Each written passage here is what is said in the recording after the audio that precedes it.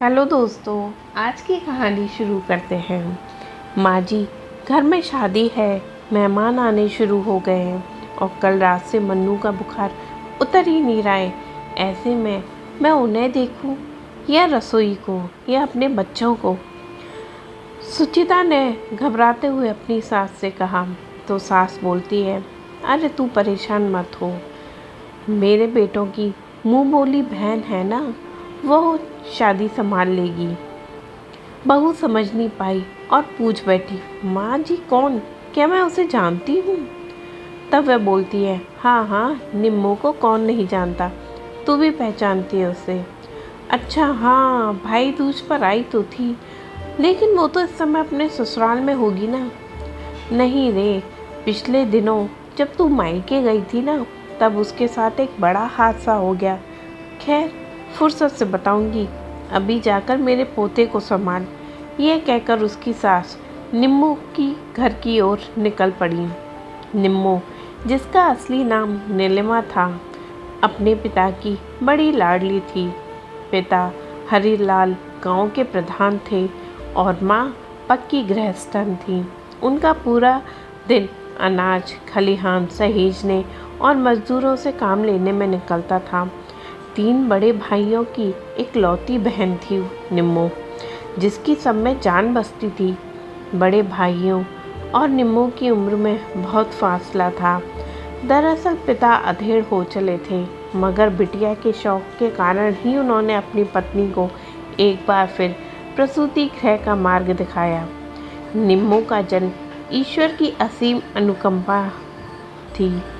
घर की गृहस्थी से सब ऊब चुके दंपति के घर आंगन में बेटी का खिलखिलाना जैसे किसी गरीब को दिवाली पर बोनस मिलने जैसा था। बिटिया को पूरे समय अपनी नज़रों के सामने रखते थे। खूब लाड प्यार से पली बड़ी। धीरे धीरे निम्मो बड़ी होने लगी। भाइयों के साथ जब स्कूल जाती तो क्या मजाल थी कि उसकी तरफ कोई आंख उठाकर भी देख ले। लड़के तो लड़के, लड़कियां भी बात करने की हिम्मत नहीं जुटा पाती थी। घर में काम काज के लिए भाभियाँ थी। स्कूल से आते ही निम्मो बस्ता फेंक कर सो जाती थी। माँ या बाबा के जगाने पर ही जगती थी। इस तरह वह अल्लड़ किशोरी पहले हाई स्कूल फिर इंटर पास कर गई। 90 के दशक में छोटे से गांव में कॉलेज था, नहीं तो उसकी पढ़ाई लिखाई ठंडे बस्ते में चली जाती। धीरे धीरे उसने कॉलेज भी पास कर लिया। वो आगे पढ़ना चाहती थी, लेकिन लाड़ प्यार से पली बड़ी निम्मो को अकेले शहर भेजने में सभी डर रहे थे। तो इसके अलावा उन्होंने सोचा कि विवाह ही उचित इंतज़ाम होगा। अतः उन्होंने सुयोग्य वर देखकर उसका विवाह जोर शोर से कर दिया। लेकिन कहते हैं, सोचा हुआ कब होता है। विवाह को अभी कुछ ही दिन न बीते थे, लेकिन सब कुछ बदल गया।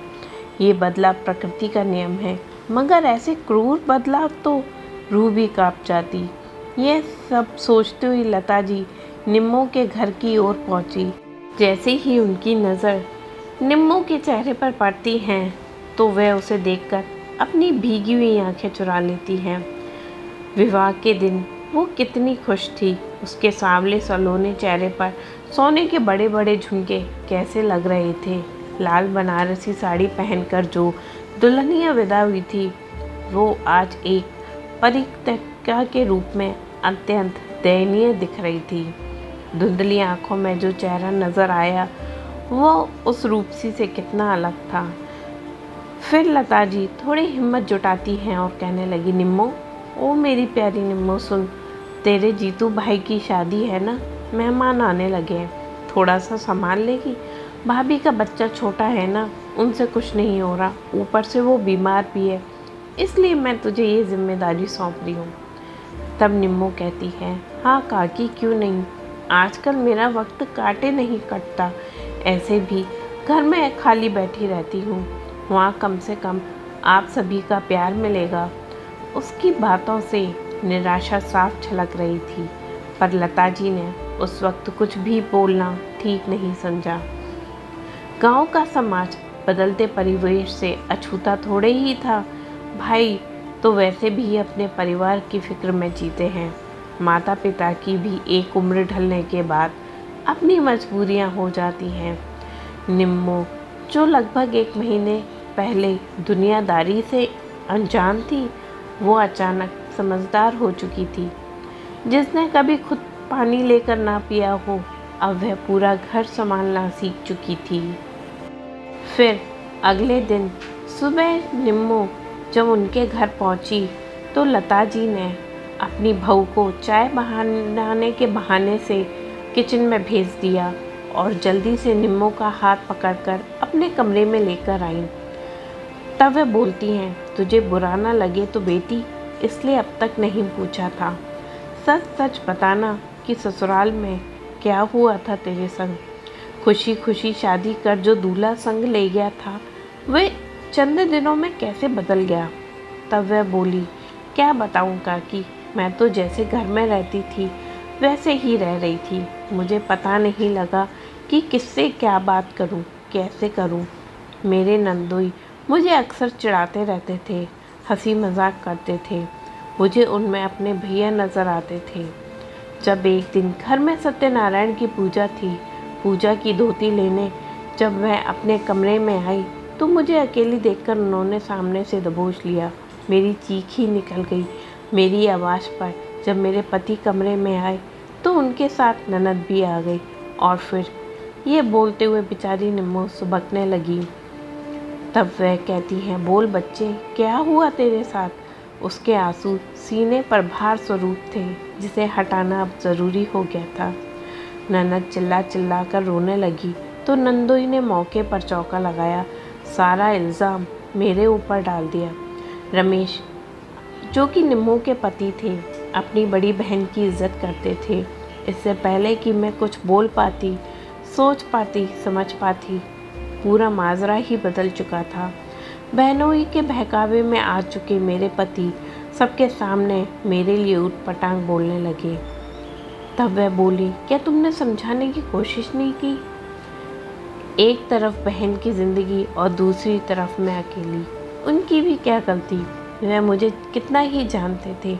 मेरे चरित्र पर लांछन लगाकर मुझे यहाँ भेज दिया और अपने परिवार को फिर से सहेज लिया। आप ही बताइए, मैं क्या कर सकती थी।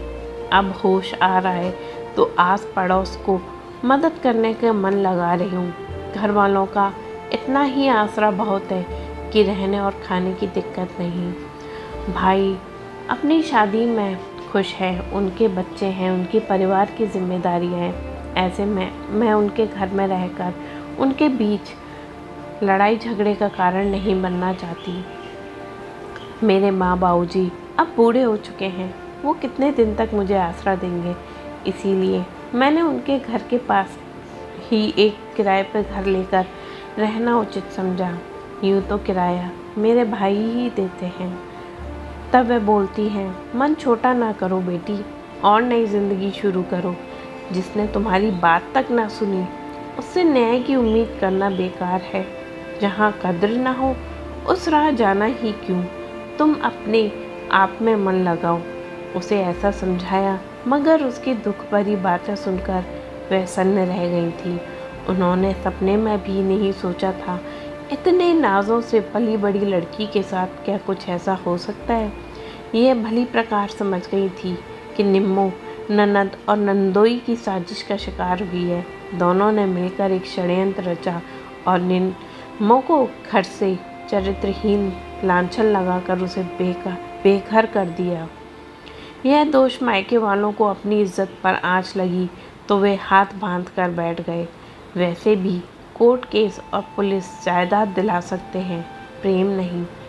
सच ही कहा गया है कि स्त्री का जीवन दूध के कटोरे जैसा होता है। अगर 2 बूंद नींबू का रस उसके अस्तित्व को खराब कर सकता है। उसे सुनकर मन में एक ख्याल आया, क्यों न इस गांव की लड़कियों और महिलाओं के उत्थान के लिए उन्हें और शिक्षित किया जाए, उन्हें आर्थिक रूप से आत्मनिर्भर बनाया जाए, ताकि भविष्य में वह किसी किस्म की साजिश या षड्यंत्र का शिकार ना हो पाए और वे अपने चरित्र के लिए दूसरों पर निर्भर ना हो। अपने भाग्य की निर्माता वो स्वयं बने। बेटे के विवाह के बाद लता जी ने निम्मो के पिता के सहयोग से निम्मो कार्यशाला की स्थापना की, जिसमें उस गांव की लड़कियां सिलाई, कढ़ाई एवं बुनाई की ट्रेनिंग करने लगी। उनके बनाए सामान को बाजार तक पहुंचाने का कार्य स्वयं लता जी के बेटे ने संभाला और देखते देखते निम्मो का पूरा नाम गांव ही क्या कई शहरों तक फैल चुका था। आखिर क्यों ना करते हुए उनकी मुंह बोली बहन जो थी निम्मो के साथ साथ अब गांव की हर महिला बहन बेटी आर्थिक रूप से आत्मनिर्भर हो गई थी और एक सम्मानपूर्वक जिंदगी बिता रही थी।